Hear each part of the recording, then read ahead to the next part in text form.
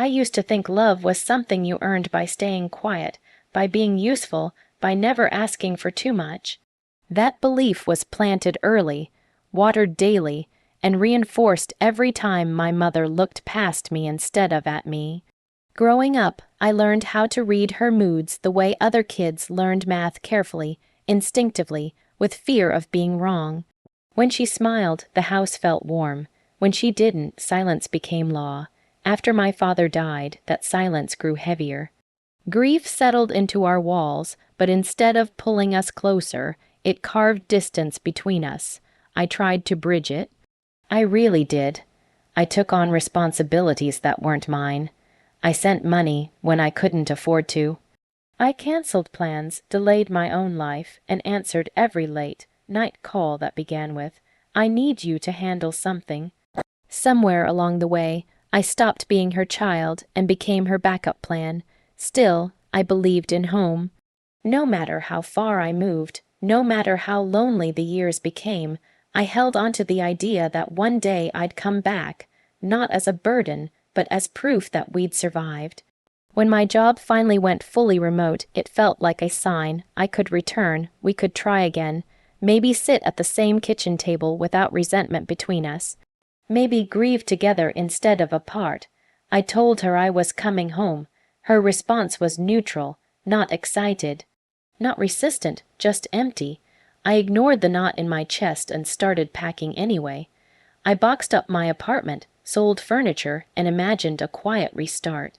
I pictured mornings with coffee on the porch, evenings where words didn't feel like landmines. I convinced myself this was growth. Healing, forgiveness. 3 days before my flight, my phone buzzed while I was taping the last box shut. A voicemail notification. I smiled at first. Maybe she'd changed her mind. Maybe she was nervous about me coming back and didn't know how to say it. I pressed play without sitting down, without bracing myself, without knowing that a single sentence could erase years of hope.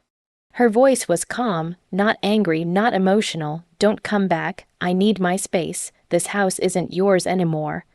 That was all. No explanation, no hesitation. Just rejection delivered like an errand reminder. I stood there, phone pressed to my ear, the sound of her breathing at the end of the message louder than the words themselves. I replayed it then again. Each time, the meaning sank deeper, heavier. She wasn't asking. She wasn't upset. She had already decided. I sat on the floor surrounded by boxes labeled home and family and laughed once, short and hollow before the tears came. Not loud ones, the quiet kind that leak out when you finally understand something you've been avoiding your whole life. I had never been invited back. I had only been tolerated from a distance. That voicemail didn't just tell me not to come home. It told me where I stood. How disposable I was once I stopped being convenient. How easily she could erase me when my presence no longer served her plans. I wiped my face and stood up slowly. Something inside me had shifted. Not broken, but settled. The longing I carried for her approval finally loosened its grip. In its place was clarity. Painful, sharp, undeniable clarity. She didn't know what she'd just done. She didn't know what I knew, and for the first time in my life, I didn't rush to call her back. I didn't beg for understanding. I didn't apologize for existing. I simply sat in the silence she had chosen and realized it was the beginning of something else entirely. The silence after the voicemail was louder than any argument we'd ever had. No slammed doors, no shouting, just a clean, deliberate erasure. I spent that night sitting among half-packed boxes, lights off, listening to the city hum outside my window while memories rose uninvited. Moments I had filed away because they hurt too much to examine closely. I thought about my grandfather. He was the only person in our family who ever noticed when I stayed quiet for too long. When everyone else praised obedience, he praised resilience. When my mother dismissed my feelings as weakness, he treated them like something sacred. He never interfered openly, but he watched, and more importantly, he remembered. A year before he passed, he asked me to visit him alone. No explanations, just come sit with me for a while.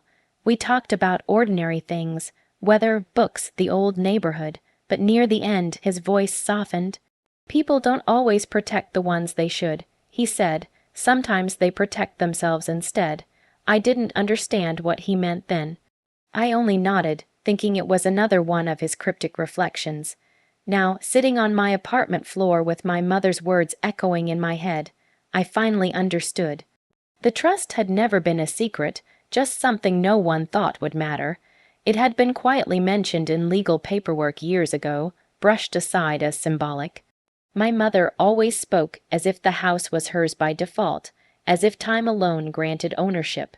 No one challenged that narrative. I didn't either, because I didn't think I deserved anything.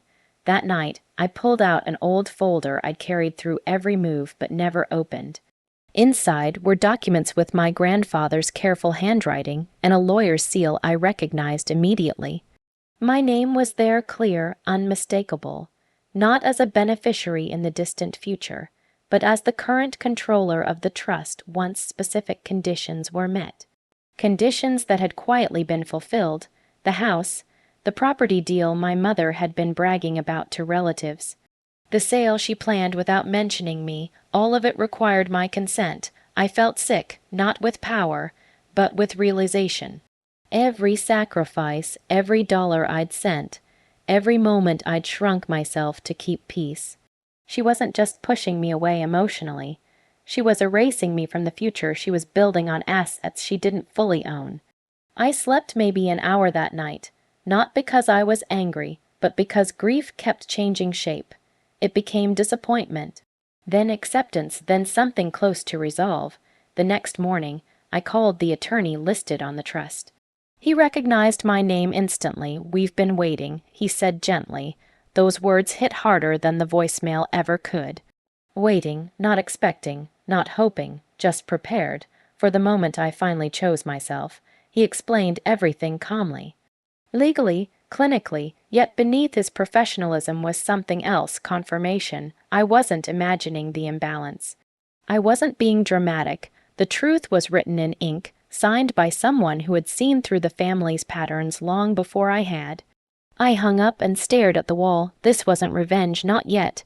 It wasn't even defiance. It was self-respect arriving late, but determined to stay. My phone buzzed with messages from relatives, celebratory ones about the upcoming house sale. Plans I wasn't included in. Decisions already made. I didn't respond.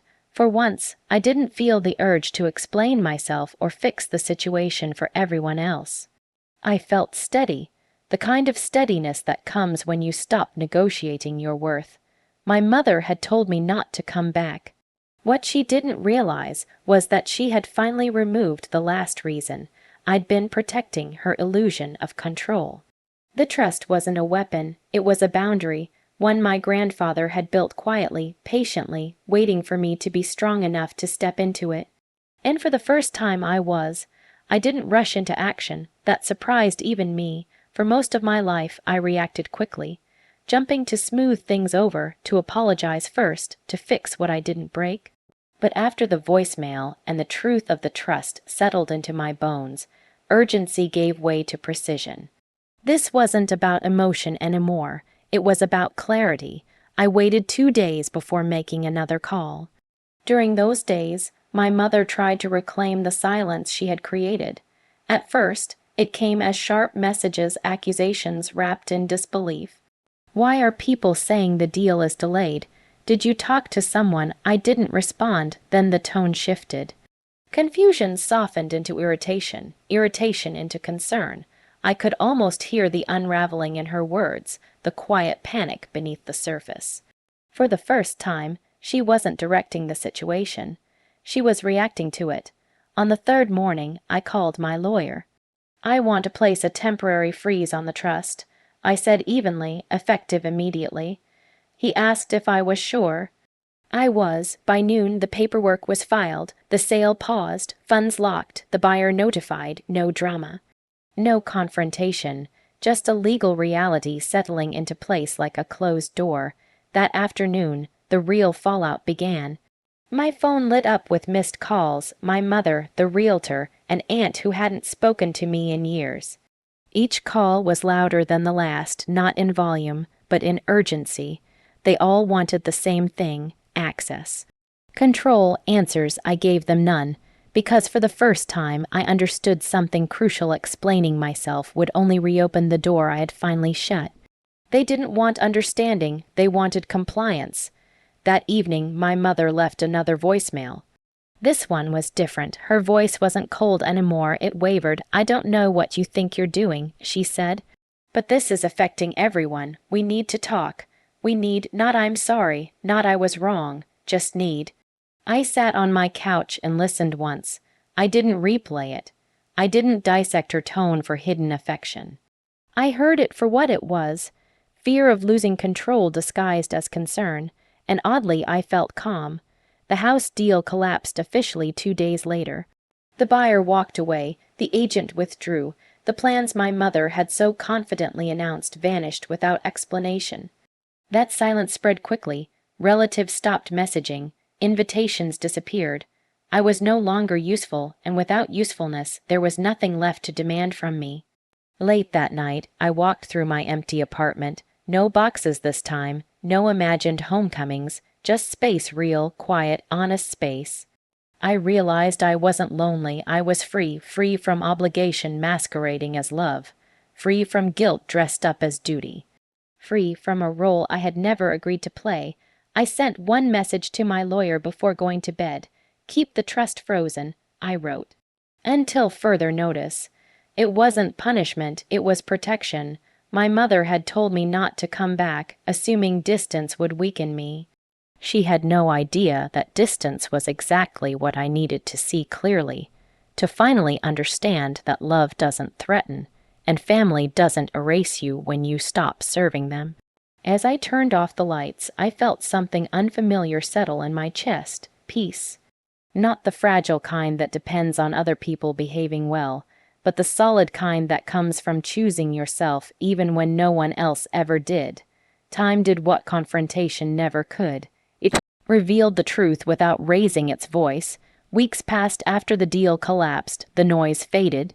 Calls stopped, even my mother's messages grew infrequent, then non-existent. Without the house sale, without the leverage she thought she had, there was nothing left to negotiate. And in that quiet, something unexpected happened. I began to heal, not in the dramatic way people imagine. No sudden forgiveness, no emotional speeches, but slowly in ordinary moments.